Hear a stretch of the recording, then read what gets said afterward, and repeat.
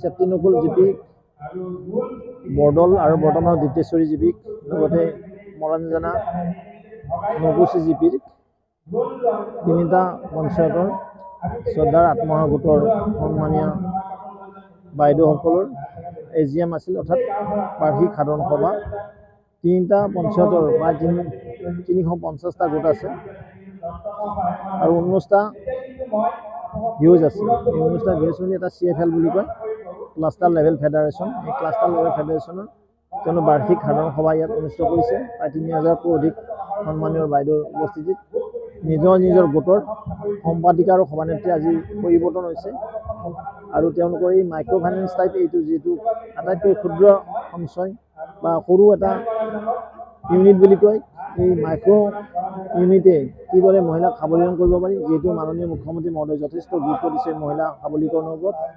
আমাৰ চৰকাৰ অহাৰ পিছতে এই গোটবিলাকে 25,000কৈ টকা পাইছিল, 10,000 আৰু 15,000 টকা DBT যোগে। এতিয়া আকৌ তেওঁলোকক মহিলা উদ্যমিতাৰ আঁচনি উদ্যোগত আকৌ কিছু ফাণ্ডৰ ব্যৱস্থা চৰকাৰে কৰাৰ যোজনা কৰিছে। সেই নিমিত্তে তেওঁলোকে AGM পাতিছে। মই ভাবোঁ এই AGM কৰাৰ পিছত তেওঁলোক আৰু অধিক শক্তিশালী হ'ব আৰু চৰকাৰৰ পৰা যিখিনি টকা পায় এই টকাখিনি সঠিক কামত ব্যৱহাৰ কৰি স্মল পেটি বিজনেছ কৰি হাঁহ কুকুৰা পালন কৰি চৰাই মুৰ্গা পালন কৰি তেওঁলোকে যেন স্বাৱলম্বী হ'ব পাৰে, সেই নিমিত্তে তেওঁলোকৰ AGMখন গৈছে।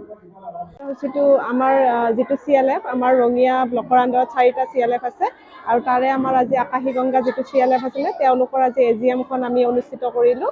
আৰু ইয়াতে মেইন উদ্দেশ্য, আমাৰ AGM পতাৰ মেইন উদ্দেশ্য হ'ল যিখিনি তেওঁলোকৰ পুৰণা কমিটি আছিলে, কমিটিখিনি আমি আজি নতুন কমিটি আমি গঠন কৰিলোঁ। লগতে তেওঁলোকৰ যিখিনি বছৰেকীয়া প্ৰতিবেদন সেইখিনি পাঠ কৰা গ'ল আৰু তেওঁলোকৰ মাজত যিখিনি সুপ্ত প্ৰতিভা থাকে, কোনোবা গান গাব জানে, নাচিব জানে, এইখিনি গোটেইখিনি আজি ইয়াতে ধুনীয়াকৈ তেওঁলোকে অনুষ্ঠিত কৰিলে।